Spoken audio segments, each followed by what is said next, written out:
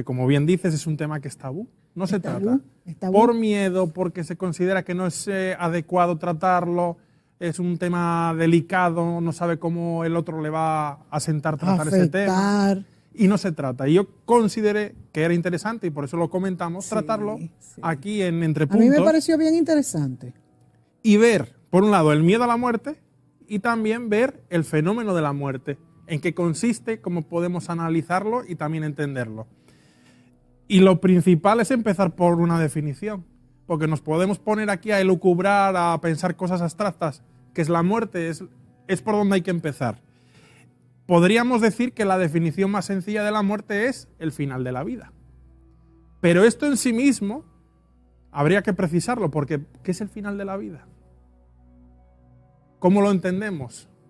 Desde un punto de vista científico, químico, biológico, espiritual. Es que realmente tendemos, cuando analizamos el tema de la muerte, a verlo desde una perspectiva y no lo vemos de forma completa.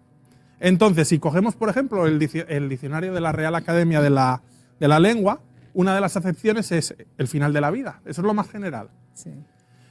Otra definición, que era la definición tradicional, que me parece interesante, es la separación del cuerpo del alma. Entonces, si entendemos como muerte la separación del cuerpo y el alma sigue vivo. Estamos hablando de una muerte física, biológica, si queremos decir. Y el alma puede seguir existiendo. Desde una definición de la medicina, podemos entender la muerte como el cese irreversible, es decir, que ya no hay vuelta atrás de las funciones normales de funcionamiento del cuerpo, dicho de forma coloquial. De todas, porque por ejemplo, si se para el cerebro, pues todavía puedo seguir teniendo lo que es vida biológica. Eso también ha ido evolucionando con el tiempo. Inicialmente se interpretaba que era la parada del corazón. Pero eso es lo que define la muerte física. Luego también está, un paso más allá sería ver que se pare el cerebro. Y desde un punto de vista de la biología, que también introduce un matiz diferente, sería el fin de la replicación de las células, que digamos esto es lo más definitivo. Claro, porque puedes entrar porque en en el coma. momento en que ya las células, porque el cuerpo humano está generando células y están muriendo células. Esto es a lo largo de toda la vida de una persona, desde que nace hasta que muere. Entonces, ¿cuál es el momento definitivo? Cuando las células ya no tienen capacidad de renovarse. Mueren las células, pero no hay reemplazo. Ese, digamos, es el final definitivo desde un punto de vista químico, médico, y es interesante, por tanto, tenerlo en cuenta. Hemos hecho varias definiciones, Mónica, y habrás visto que tiene matices. Que no es lo mismo. Bien, sí. Desde el punto de vista en que se vea, es un poco distinto cada definición. Y lo curioso es que hasta nuestros días, si podemos confesarlo, que ha estado en constante, y estará yo creo, en constante evolución, cuando se certifica o se puede decir que llega el momento de la muerte. Y puede parecer absurdo porque todo el mundo dirá, bueno, eso es evidente, la persona se muere, pero no, porque hay que profundizar. Hasta el siglo XX, el patrón era que era la parada cardíaca. Sí, sí. Pero luego, ya cercanos al 21, ya en el 21, los médicos fueron conscientes de que había que hacer un electroencefalograma, que es una especie como de escáner del cerebro, porque se te puede haber parado el corazón temporalmente, durante minutos, horas, pero el cerebro sigue emitiendo, vamos a decir, señales de que está en funcionamiento. Entonces, ese sería la muerte total. La muerte cerebral. Y por eso, hoy en día, en los hospitales, cuando hay un supuesto, digo supuesto porque hay que verificarlo, cuando hay un fallecimiento, se hace eso, un electroencefalograma, para ver que no hay actividad. Pero esto es ya casi del siglo XXI, como estamos viendo. Sí. Entonces, esto ha ido cambiando. Antes se corría más el riesgo que ahora de fenómenos de enterrar a gente viva. Y la gente o los televidentes se pueden echar las manos a la cabeza, pero pasaba. Sí, pasaba. ¿Por qué? Hay un fenómeno que es el de la catalepsia. ¿Y qué es la catalepsia dicho coloquialmente? Pues es un fenómeno por el cual aparentemente una persona está muerta, ¿Por qué? Porque el corazón deja de latir o late mínimamente, que es imperceptible, y aparentemente no está respirando. Con esas evidencias, pues había casos en que decía la persona está muerta, se la velaba y se la enterraba. Y esa persona luego podía incluso hay revivir, vamos a muchas decir. personas que se dicen, bueno, que se han interpretado como que han resucitado, dicen que han sido por procesos de catalepsia. Entonces, esto es lo que llevó a plantearse que había que hacer un electroencefalograma para ver que realmente no hay actividad. Pero esto ocurría más antes que ahora, pero todavía sigue ocurriendo. En cualquier país. Te puedo hablar de España, que yo tengo un amigo médico que me hizo una investigación que la publicó en una revista que yo tengo, Tiempos Historiados. Y él decía que inclusive hoy en día, salvo que tú en España, por ejemplo, fallezcas en el hospital, que ahí sí, de protocolo, te hacen un electroencefalograma. Sí. Si es una muerte natural en casa. Bueno, pero hay un tiempo desde que supuestamente fallece hasta el enterramiento. Sí. ¿Cuánto puede durar este proceso de catalepsia? Es que la catalepsia puede tardar en despertar media hora o puede tardar en despertar 8 días. Sí, es tan largo. Sí, puede ser. Sí. Hombre, es raro, ¿no? El porcentaje de casos. Pero podría pasar. Pero puede ser. Entonces, si hoy en día falleces todavía en casa y en principio es una muerte natural o es una persona mayor y dices, bueno, vale, no te van a hacer el electroencefalograma. Entonces todavía queda un pequeño margen a que te entierren vivo. De ahí ese temor que hubo, sobre todo en el siglo XIX, finales del XIX, se empezaron a hacer ataúdes con campanita. Para que en caso de que uno se despertase y estuviese vivo y estuviese ya enterrado, pudiese tirar y tocar la campanita. Pero nunca pasó. Eso, sí. Sí, pero pasó que alguien tocó la campanita. Bueno, yo ahora mismo no te podría decir el caso, creo que no. Pero sí que ha habido casos de procesos de exhumación que se ha tenido que sacar el ataúd y ver cómo el ataúd tiene toda la tela rasgada porque la persona en un ataque de pánico al despertar y no poder salir estuvo intentando... Pero una pregunta, ¿esto se ha visto porque cómo se ha sacado este ataúd? Bueno, a ver, cualquier persona que se la entierre hoy en día también, después de unos años... Que lo se extrae para ponerlo en otro sitio. ¿Esto está probado? Sí. Es un poco delicado. Pero otra pregunta más. ¿Cómo, estando sin oxígeno, aunque tenga un proceso de catalepsia, cómo mantiene vivo y puede despertar de nuevo? A ver, el ataúd, una vez que se cierra, mantiene el oxígeno un tiempo, unas horas. No va a estar eternamente, pero sí, mantiene el oxígeno unas horas. Lo suficiente como para que la persona pueda despertar. En realidad, y ahí tenemos una explicación de dónde vienen, esto es cuestión un poco de historia, de sociología, antropología. Los velatorios, aparte de para acompañar la familia y el tránsito, es para también era para verificar que la persona no estuviese viva. Viva, sí.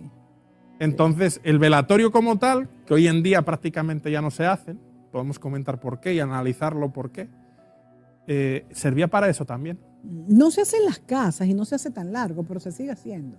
Sí, pero cada vez menos. Sí, cada vez menos. Sobre todo aquí en República Dominicana, en zonas del campo sí que se sigue haciendo, pero en la ciudad ya es un proceso mucho más, vamos a decir, estandarizado y aséptico. Y más rápido, exacto. Aséptico para que la familia tampoco sufra ese impacto. Sobre esto, quisiera ver o analizar por qué o cuál es el motivo, ¿no? Si nos fijamos respecto a la cuestión de por qué se está haciendo los procesos de velatorio más breves o ya no hay. De enterramiento también, porque fíjate que ahora hay mucha ¿cómo se dice? Cuando se quema el cadáver. ¿Cómo es que se llama el proceso? Incineración. Mucha incineración, que antes, como la religión también no lo aceptaba, pero ya la iglesia lo está aceptando, siempre y cuando no se esparzan las cenizas. Entonces esto también ha hecho un poco más corto el proceso. Y tipos de enterramientos que eran muy poco aceptados. Ahora bien, en los casos de guerra, por ejemplo, que se mueren miles de personas, por ejemplo, incluso en la pandemia, que tuvieron que utilizar incluso fosas comunes, ahí pues, ahí no se comprueba nada. No, bueno, es que en esos casos no es complicado. Sí, es Cuando hay complicado. procesos de guerra no se Sí. puede llevar un proceso. No, y ahí sí que se descartan muchas personas, muchos soldados heridos que quizás no están muertos. Y ahí es terrible. Bueno, sí, puede ser. O igual algún soldado que lo dan por muerto y luego despierta y está vivo. Pero aquí quizás todavía no lo han enterrado, pero no se le dan tampoco los cuidados y muere solo. También es bien triste. Entonces, la pregunta que yo haría para que reflexionemos, y sobre todo la gente que vive en la ciudad, aquí en República Dominicana, en el Gran Santo Domingo, o yo puedo decir que en Europa, en España, o sea, ya los velatorios no existen en ningún lugar, cuando antes era lo normal. ¿Qué es lo que ha llevado a que no se haga el velatorio y que el procedimiento de la muerte sea tan, vamos a decir... Estandarizado, tú dices. Sí, y tan aséptico, yo diría, como intentando controlar al máximo las emociones? ¿Por qué es? Porque en realidad hay un miedo a la muerte.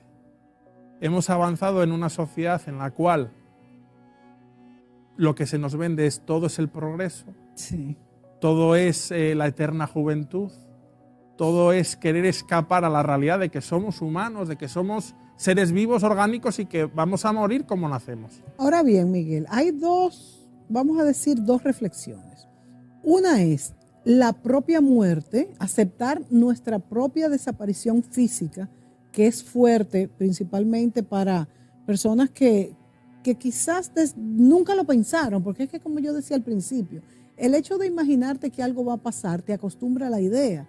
Entonces, si hay personas que nunca ni siquiera hablan de esto, ni siquiera lo piensan, pues es más fuerte que pase. Ahora bien, está ese proceso que es la propia muerte y está el proceso de que se te mueran tus familiares y ahí viene lo del velatorio.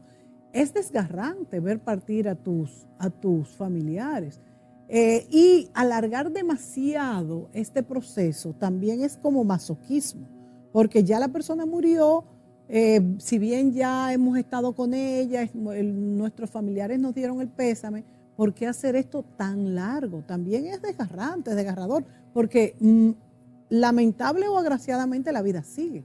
Entonces son como dos procesos distintos. El miedo a la muerte porque yo me voy a morir, o el miedo a la muerte es el mismo miedo, pero no es el mismo sentimiento de que se nos vayan a desaparecer las personas que queremos. Es un poco distinto, sí, pero la raíz es la misma.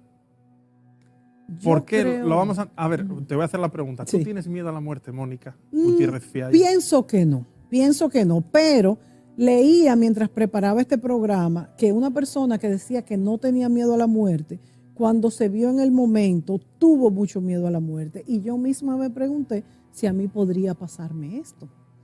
Pero yo pienso que la muerte es algo natural y de hecho a mí me gusta tener mis cosas arregladas para si yo falto, que la vida siga naturalmente. Y no quiero que nadie se estrese. Yo no quiero que nadie se estrese el día que yo muera, mis familiares, mi hijo, mi padre, mis hermanos. Porque, ¿por qué? Entonces hay personas que te dicen, quiero que cuando yo me muera todo el mundo me extrañe demasiado. Yo sí quiero que me recuerden. Oyeron, muchachos, yo quiero que me recuerden. Pero no que eso les cause dolor.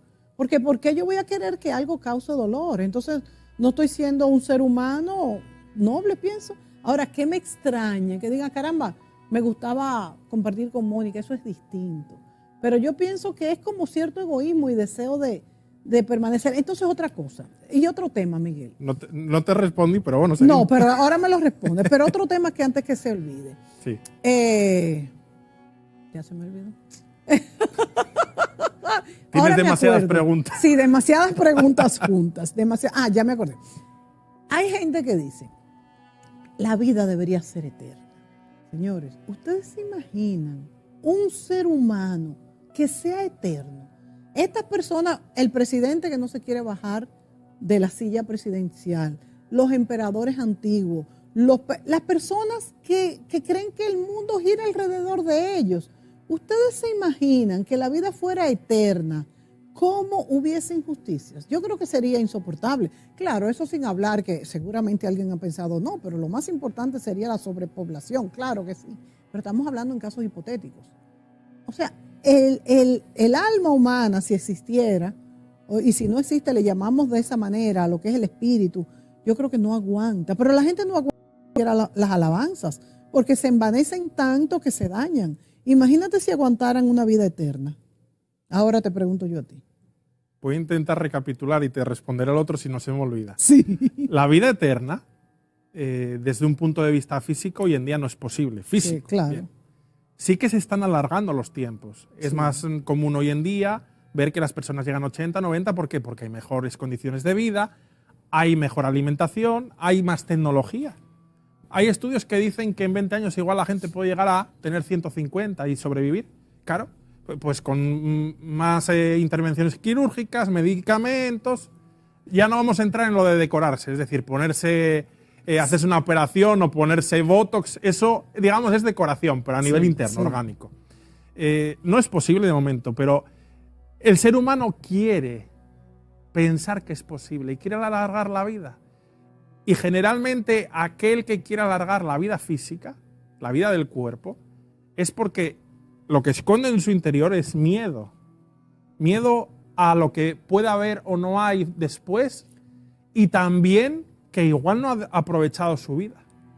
Porque hay gente que ha hecho lo que ha querido en su vida, se ha desarrollado, ha conseguido sus metas, y generalmente ese tipo de personas, sin entrar ya, que eso también influye si es una persona creyente o no, llegan a cierta edad, a 80 años, calmados, tranquilos, porque dicen, bueno, tengo mis cuentas hechas, no debo nada a nadie, me siento feliz con mi vida, y llegan, digamos, tranquilos. Por eso hay un estudio, y lo traigo ahora, lo iba a decir después, pero me parece que ahora es oportuno.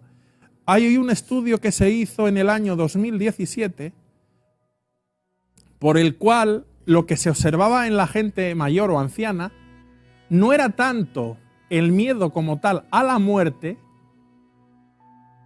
que lo aceptaban, sino cómo iba a ser su proceso de muerte. Eso sí da terror. Pero fijémonos en este matiz, o sea, no es el miedo al morir, sino cómo puede ser. Claro. En cambio, en los jóvenes se observaba que había un terror a lo que era la muerte en general. En general, los jóvenes. Sí. Sí. ¿Y eso a qué se debe? Pues, hombre, lógicamente, si uno es joven, piensa, bueno, si yo me voy a morir y me muero ya, tengo mucho por hacer. Eso es cierto. Hay una cosa que es natural, ¿no? Sí, claro. Pero también hay un componente de que no estamos preparando a las nuevas generaciones para asumir el fenómeno de la muerte. O sea, ¿tú crees que las nuevas generaciones temen más a la muerte que las Por supuesto. generaciones anteriores, verdad? Oye, pero eso es grave. Porque debería ser todo lo contrario. Deberíamos ir preparando a las nuevas generaciones para saber que somos finitos. Es que tú sabes que yo considero que eso debería ser una materia que se estudia en el colegio, la finitud, o sea, que todo es a su tiempo. Y no estoy de acuerdo con eso que dijiste, Miguel, de que una persona de 80 años no quiera alargar su vida. Yo lo que creo es que siempre y cuando tenga calidad de vida. Porque si no tiene calidad, ¿para qué alargarla? A ver, como siempre, cuando uno generaliza, no va al caso concreto, ¿no? Pero en términos generales, a ver, en primer lugar, yo dije que había un estudio que analizaba que la gente mayor, más que el temor a la muerte, que lo ven cercano, lo asumen, está el matiz de que sí que temen a la forma en que pueden morir. Claro. Pues con dolor, sin dolor o cómo le puede pasar. Y que en términos generales los jóvenes tienen terror a lo que es la muerte en sí. Pero también vamos a hablar que en la sociedad actual y en general, la gente quiere vivir más. Exacto. Es lógico. Sí. Es natural, a ver, esto tiene una raíz antropológica, vienen, digamos, en los genes del ser humano. Claro, y de cualquier animal. Defendemos, el ser humano quiere sobrevivir. Y el animal también. El ser humano quiere, pues, no morir de hambre, no morir de enfermedad, de protegerse de cualquier tipo de, vamos a decir, de desastre que pueda haber natural, y eso desde el inicio de la especie. Porque tenemos dentro de nosotros la propia preservación. Porque si no, las especies se extinguirían en general. Claro. Hombre, hay algunas que sí, ¿no? Por cambios de su entorno o por algún tipo de, vamos a decir, de cataclismo, etcétera. Pero todas las especies, ya sean animales o seamos los seres humanos, tenemos en nosotros ese instinto de supervivencia. Y el instinto de supervivencia nos lleva a vivir querer más. vivir. Claro. Y el querer vivir hasta ese extremo, al de no morirnos físicamente. Y es totalmente natural, pero tenemos que saber controlarlo. Y aquí es de donde está el problema. Pasamos de siglos en los cuales la muerte era cotidiana y uno la asumía con cierta, vamos a decir, a ver, no es que a nadie le guste, qué alegría, me voy a morir. Hombre, tampoco es eso. Pero que era algo natural, que era parte de la propia vida, de la propia cotidianidad. Ya te entiendo. Y ahora hemos Era desterrado tan natural la muerte. De hecho, las mujeres tenían 10 y 12 hijos porque lo más lógico era que se le murieran 2 o 3. Entonces es verdad, se veía con más naturalidad, es cierto. Y ahora y el peligro está en que lo hemos desterrado de tal forma, la hemos quitado de nuestra realidad la muerte, que cuando aparece es un problema. Por eso hay gente que si le sacas el tema de la muerte dice, ay, no me hables de la muerte. Muchas personas, ¿eh? Pero eso es problemático porque ese tipo de personas, que hay bastantes, cuando les sobreviene la muerte de un ser querido, cercano, conocido, quien sea, les afecta mucho el proceso. Es cierto. Y mira... Y hablabas tú antes, y te quiero responder, antes de que se me olvide, sí. Pero es distinto tener miedo a la propia muerte que la de la persona cercana o conocida. Yo te diría que en el fondo va todo a la raíz, que es el instinto de supervivencia. Hombre, en primer lugar, si se te muere alguien cercano, te vas a entristecer porque es alguien al que aprecias.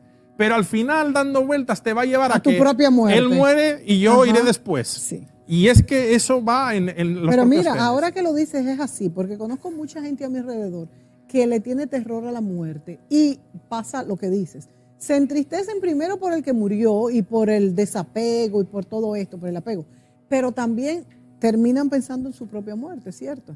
O sea que yo creo que lo último es eso mismo, que eso te recuerda que te vas a morir. Ahora, eso, y lo hago para que el público lo piense, es desperdiciar el estar vivo. Tener miedo a la muerte es desperdiciar estar vivo, porque mientras estás vivo no estás muerto. Y si cuando estás vivo piensas en la muerte, lo que estás desperdiciando, y con ese apego, lo que estás desperdiciando es tus días. No vale la pena. ¿Qué sería lo sano? Y esto es un tip que doy a la gente, ¿no? Vámonos a la pausa y volvemos con lo que será lo sano. Volvemos, amigos.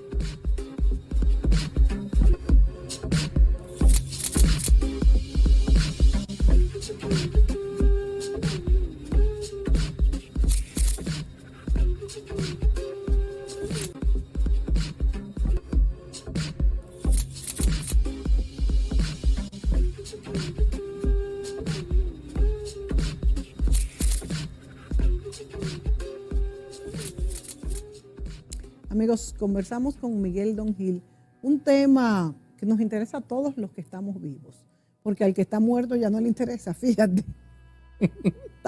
Tanto que le tenemos el miedo, bueno, yo no le tengo tanto, pero claro que no quiero que se me mueran las personas a que quiero.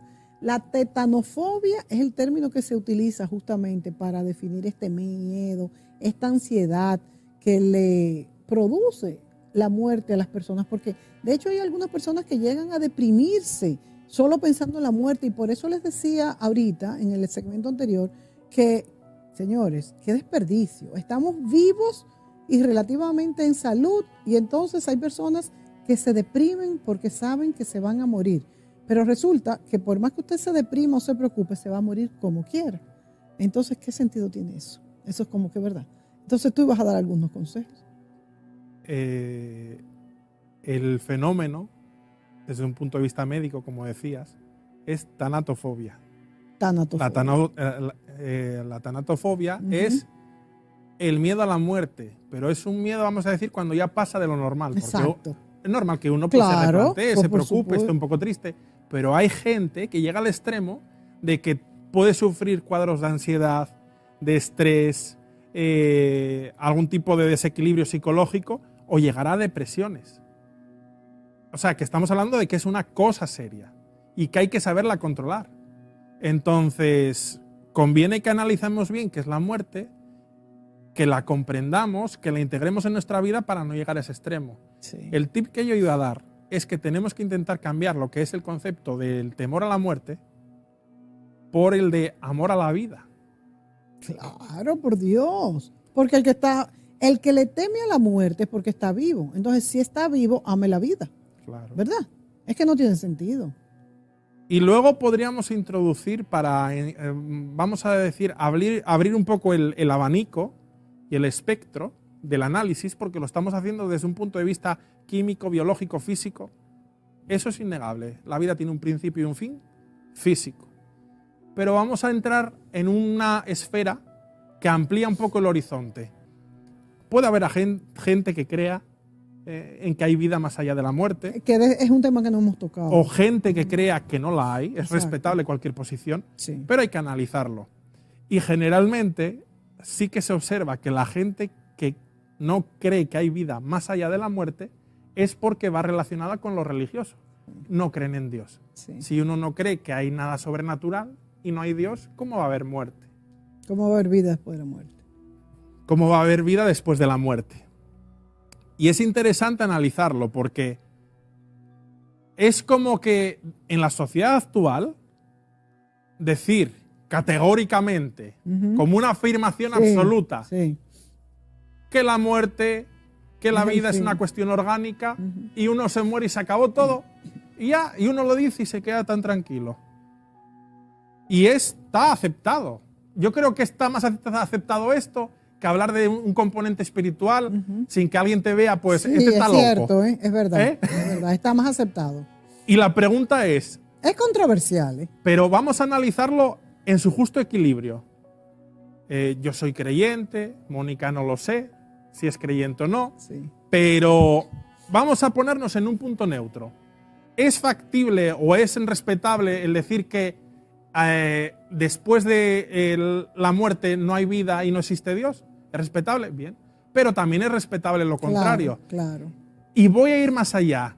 ¿Qué argumentos hay para decir que no hay vida después de la muerte y no existe Dios? Ujú. Es que no hay ningún argumento.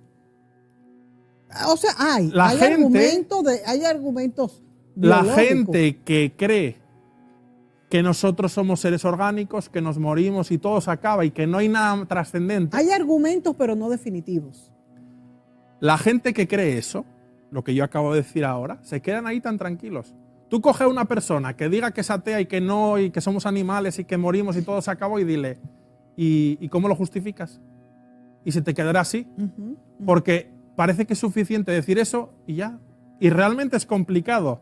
Yo digo que hay más pruebas o indicios, si queremos, de que hay algo sobrenatural y que hay vida después de la muerte, que lo contrario. Y podemos analizarlo. Sí. Nosotros somos criaturas y por tanto nacemos y morimos físicamente, pero ¿dónde queda el alma? ¿Dónde queda ese hálito de vida que me hace diferente a ti? Es complicado. Llamémoslo alma, espíritu, como queramos decirlo. No vamos a tampoco a entrar en una concepción de tipo espiritual concreta. Alma, espíritu, como queramos. ¿Por qué aseguramos que cuando el cuerpo a nivel orgánico concluye, la parte que es alma, que es espíritu, que no es tangible, ¿por qué sostenemos que desaparece? Independientemente a todas estas historias que hemos escuchado de cuando alguien se muere, que ve a alguien que lo viene a buscar, que ve una luz, que ve, independientemente de esto, porque ahora yo siempre me he preguntado, si no existe nada de esto, ¿por qué una persona, por ejemplo, por ponerte un ejemplo, con un derrame cerebral que ya no coordina bien las ideas, sale con estas cosas? Porque no es, o será que lo tiene tan en su subconsciente que lo llama, porque he tenido casos alrededor mío que hay personas que me dicen, ya me voy, me vienen a buscar, viene una luz blanca y la verdad es que eso es algo común en el ser humano. Y hay gente, no tiene por qué ser por enfermedad, gente anciana, y que en el momento final ve a su madre o algún familiar que lo viene a recoger. Alguien puede decir, eso es un acto químico que el cerebro hace para, como que son eso, pues unas visiones, vamos a decir, pero que no es real. Bueno, puede ser, pero igual no. Sí. Es que cerrar categóricamente el debate yo lo veo absurdo. Yo más que en ese punto, porque me gusta aterrizar las cosas y verlas con sencillez, diría, vamos a ir al origen. Bien, hay gente que sostiene que no existe Dios, que no hay vida después de la muerte. Bien, vale. Pero entonces, ¿cómo surge todo? La realidad en la que tú y yo estamos, esta mesa, esta silla, estamos respirando, nos vemos, nos damos la mano, hay sol, hay luz. ¿De dónde surgió todo?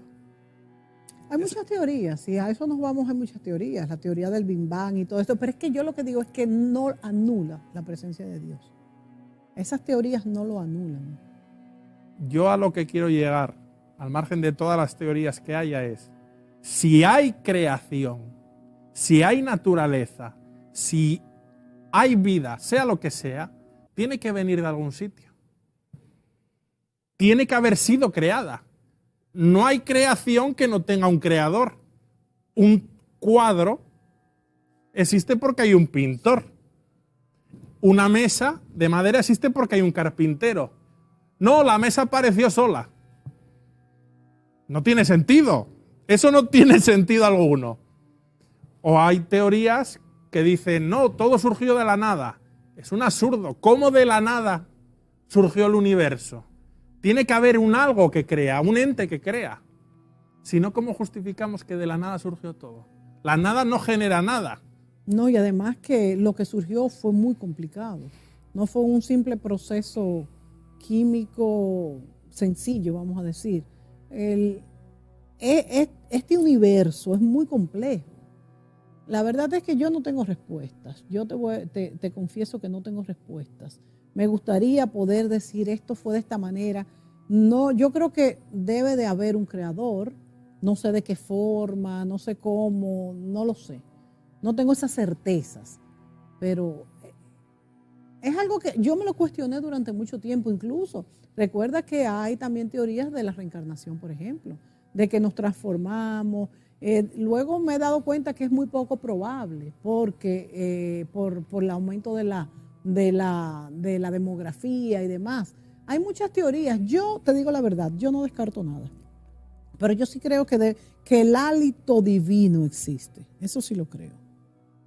Yo a día de hoy, lo digo como opinión personal pero razonada, veo que la posición menos sostenible, vamos a decir desde un punto de vista analítico, es sostener que no hay nada más allá, no hay nada trascendente. Porque entonces la propia realidad en la que vivimos sería una especie de espejismo, realidad virtual, una especie como de total enajenación, una locura. Pero es que hasta para ver una realidad virtual, un espejismo, alguien lo tiene que haber provocado. Entonces, cuando hay una persona, que hay que decir que ateos hay pocos. Hay gente que es agnóstica, que no te sabe decir, mira, yo creo en el Dios de esta religión, el de otro, o con este enfoque, aunque Dios es el único, ¿no? Claro, Dios es el único. Pero aquel que dice ateo, o sea, no creo en nada, todo es racional al punto de que solo es química, ¿no? Y esa persona, hay pocos. Sí, pero tú sabes una cosa también, Miguel, que yo creo que el ateísmo, que para ser ateo se tiene que haber pasado por un proceso de estudio de las religiones, que es quizás algo que le da tranquilidad a esa persona para no seguir con el cuestionamiento. Porque declararse ateo no es fácil. Tiene que haber estudiado y quizás el no entender, porque hay cosas, la mayoría que no las entendemos.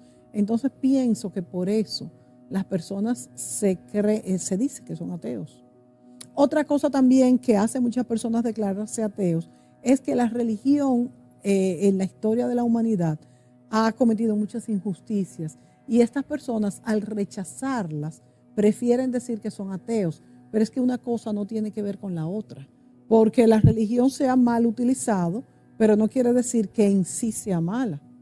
Y también ha ayudado en muchos procesos de la humanidad. No se puede ver una sola cara de la moneda. En el programa de hoy en ningún momento hemos hablado ni de religión católica, ni de judaísmo, ni de islamismo. Estamos hablando de un concepto, vamos a decir, genérico, etéreo de lo que es lo sobrenatural y Dios. Y de la muerte. Enfoque. ¿Y qué pasa después de la muerte? ¿Existe vida después de la muerte? Porque al fin y al cabo esa es la pregunta que nos estamos haciendo. ¿Y por qué tenemos miedo a la muerte? Por desaparecer, por el proceso. Yo sí no quisiera, la verdad, y yo creo que nadie quisiera tener una muerte dolorosa, un sufrimiento. Y yo creo que, por ejemplo, este es un concepto que la iglesia lo prohíbe, las iglesias en general, el de la eutanasia. Yo creo que cuando hay una persona que ya no va a recuperarse del todo, ahí vuelve la pregunta, ¿cómo sabemos que no va a recuperarse? Pero hay personas que es injusto mantenerlas sufriendo, porque una cosa es morir y otra cosa es todo este proceso tan lastimoso tanto para la persona como para los familiares.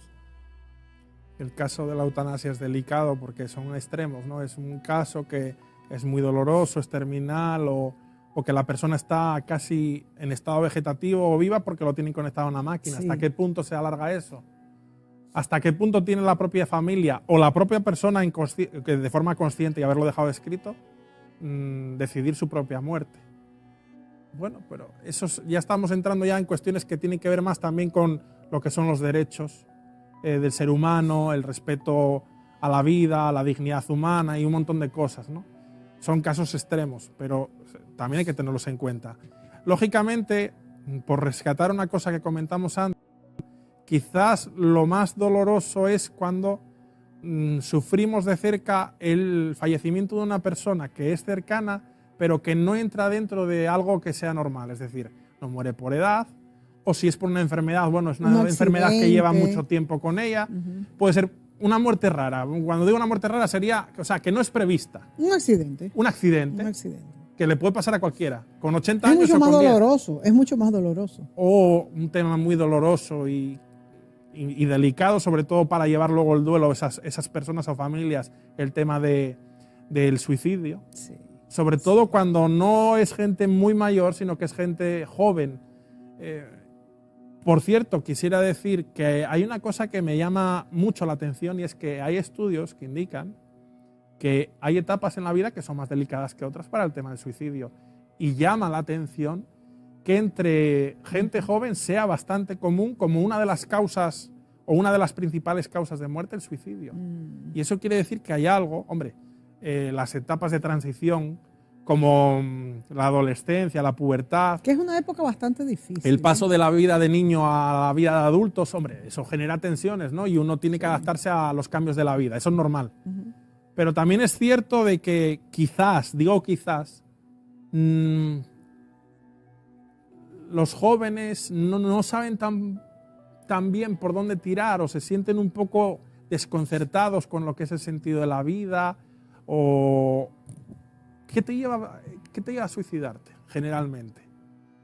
Eso también tendríamos que presentarlo. Es no entender. Ver que en la situación en la que tú estás es irremediable o estás en una situación límite. Pero a veces son creadas. Y hay veces que tú analizas por qué se suicida un adolescente. Exacto. Y dices tú, bueno, no tiene nada se enfadó con los amigos y pero él lo vivía con tal intensidad que para él eso era lo peor que le podía pasar. Son malos en resoluciones de conflictos. Una persona que se suicida es mala solucionando conflictos.